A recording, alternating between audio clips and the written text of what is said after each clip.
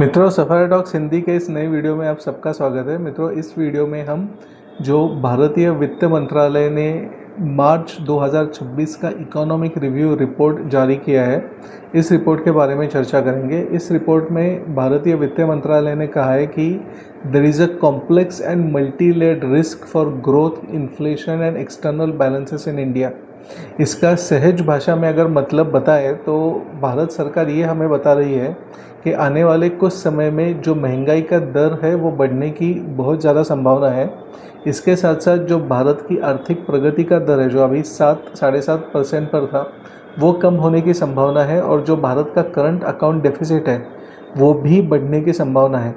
मित्रों, current account deficit यानी हमारे आयात और निर्यात में जो गैप रहती है उसको हम करंट अकाउंट डेफिसिट बोलते हैं। करंट अकाउंट डेफिसिट यानी निर्यात से ज़्यादा आयात होना ये कुछ अच्छी बात नहीं है, परंतु भारत में हम सबको मालूम है कि हम अपना कच्चा तेल कुछ बनाते नहीं हैं, या रादर मुझको कहना चाहिए कि हमारे यहाँ अपना कच्चा तेल कुछ है नहीं। तो इस परिस्थिति में हमको पूरा कच्चा तेल बाहर के आखाती देशों से, रशिया से इत्यादि देशों से आयात ही करना पड़ता है।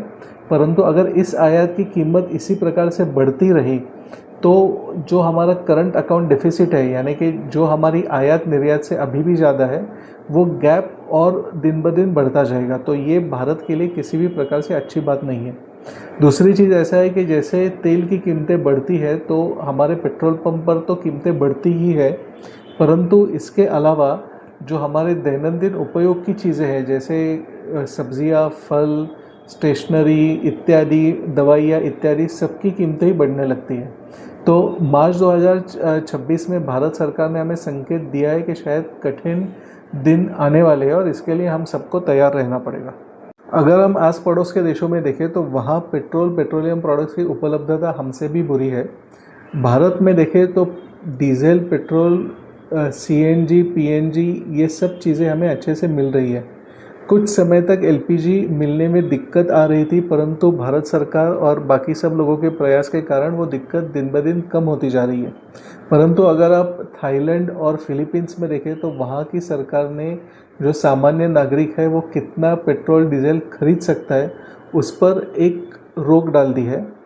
उसी प्रकार अगर हम देखेंगे तो बांग्लादेश, श्रीलंका, नेपाल, पाकिस्तान, यहाँ पर भी परिस्थिति कुछ अच्छी नहीं है। किंबहुना मैं तो कहूँगा थाईलैंड और फिलीपींस से भी खराब है। हाल ही में श्रीलंका के राष्ट्रपति ने भारत सरकार का शुक्रिया अदा किया था, क्योंकि भारत सरकार ने श्रीलंका कुछ 58,000 टन पेट्रोल और पेट्रोलियम प्रोडक्ट्स भेजे थे। वैसे ही जो भारत और बांग्लादेश में एक समझौता है जिसके तहत भारत बांग्लादेश को नियमित हर महीने डीजल पेट्रोल भेजता है, उसके तहत भी भारत डीजल पेट्रोल लगातार बांग्लादेश को भेज रहा है। भारत के समर्थन के कारण ये दोनों देश यानी बांग्लादेश और श्रीलंका ये जो कठिन परिस्थिति है वो झेल पा रहे हैं। पाकिस्तान की मित्रों बात न करे तो ही अच्छा है। नेपाल को भी भारत अपनी तरफ से जितना हो सकता है उतना समर्थन, उतना सपोर्ट देने की पूरी कोशिश कर रहा है। तो अगर हम देखें तो जो अभी वैश्विक परिस्थिति बनी है उस परिस्थिति में भारत जितना हो पा रहा है उतना अपने पड़ोस के देशों की सहायता कर रहा है, और अपने यहाँ भी भारत ने पेट्रोल और डीजल की कीमतें बढ़ने नहीं दी है। जैसे ही पेट्रोल और डीजल की कीमतें जो रिफाइनरीज़ है और जो डिस्ट्रीब्यूशन कंपनीज़ है उनके लिए बढ़ने लगी, वैसे ही भारत सरकार ने एक्साइज ड्यूटी पेट्रोल और डीजल पर 10 रुपये प्रति लीटर से घटाकर 10 रुपये प्रति लीटर से घटाई, जिसके कारण जो पेट्रोल पंप पर जो पेट्रोल और डीजल हमें मिलता है वो उसी दर पर आज भी मिल रहा है। मैंने अपने एक पूर्व वीडियो में बताया था कि युद्ध शुरू होने से यानी 28 फरवरी से 23 मार्च तक जो फॉरेन इंस्टीट्यूशनल इन्वेस्टर्स है यानी जो विदेशी निवेशक हैं, उन्होंने भारत से कुछ 8 अरब डॉलर बाहर निकाले थे। मित्रों, ये नंबर आज की घड़ी में 12 बिलियन डॉलर यानी 12 अरब डॉलर तक पहुंच गया है। ये चीज़ भारत की अर्थव्यवस्था के लिए कतई अच्छी नहीं है, परंतु ये चीज़ बहुत स्वाभाविक है।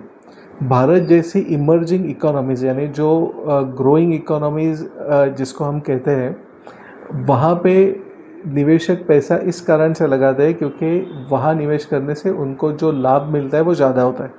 परंतु जब अस्थिरता की परिस्थिति होती है, जैसे कि अभी आखाती देशों में ईरान का युद्ध चल रहा है, ऐसी परिस्थितियों में जो निवेशक होते हैं वो ये पसंद करते हैं कि अपना पैसा इस प्रकार की अर्थव्यवस्था से यानी इमर्जिंग मार्केट से निकाल कर सोने चांदी और कमोडिटीज़ में रखें ताकि उनका पैसा सुरक्षित रहे। इसलिए जैसे ये युद्ध बढ़ता जाएगा या जब तक ये अस्थिरता बनी रहेगी तब तक भारत से पैसा शायद इसी प्रकार बाहर जाता रहेगा और इसका शायद कोई सरल सहज उपाय भी नहीं है। तो हमको ये सोचना है कि इस परिस्थिति में हमको क्या करना है, हमको किस प्रकार से इस परिस्थिति से निपटना है। जो छोटे या मध्यम लेवल के निवेशक होते हैं, जो छोटे या मध्यम उद्योजक होते हैं, तो उनको इस परिस्थिति से कैसे निपटना है। तो इस बारे में मित्रों मेरे 3 सुझाव हैं। पहला सुझाव यानी अपने पास पर्याप्त कैश फ्लो रखें, यानी जो अपना पैसा है वो बैंक में, एफडी में या ऐसी जगह रखें जहाँ से आप तुरंत और जितना आपको ज़रूरत है उतना निकाल पाए। दूसरा मेरा सुझाव ऐसा है कि जो रुपए की जो मूवमेंट है, यानी रुपए ऊपर जा रहा है नीचे जा रहा है, इसके ऊपर जो व्यावसायिक है, जो उद्योजक है, वो आप कड़ी नज़र बना के रखें।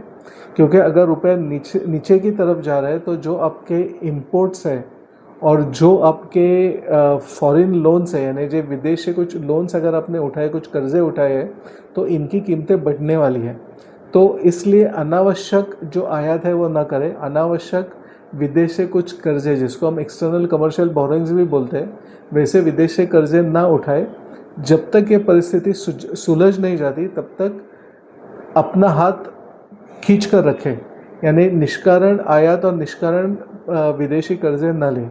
तीसरी चीज़ है कि जो बड़े देशों की मध्यवर्ती बैंक है, जैसे कि यूरोपियन सेंट्रल बैंक और अमेरिका का फेडरल रिजर्व, अगर वो अपने ब्याज के दर बढ़ाते हैं उनके देशों में महंगाई का दर कम करने के लिए या महंगाई पर नियंत्रण करने के लिए, तो भारत से शायद और पैसा बाहर जाएगा, क्योंकि वहाँ पैसा रखने से फिर निवेशकों को ज़्यादा लाभ मिलता है। तो इस परिस्थिति पर भी अपनी नज़र बना के रखिए। मित्रों, इस परिस्थिति पर जैसे कोई नई चीज़ मेरे सामने आती है, मैं एक नया वीडियो बनाकर आपके सामने लाऊंगा। तब तक के लिए मैं आपसे आज्ञा लेता हूँ। ये वीडियो अगर आपको अच्छा लगा है, आपको कुछ अच्छी जानकारी मिली है, तो वीडियो को लाइक ज़रूर करिए, चैनल को सब्सक्राइब करिए। अगले वीडियो तक आज्ञा दीजिए। जय हिंद, जय भारत, वंदे मातरम।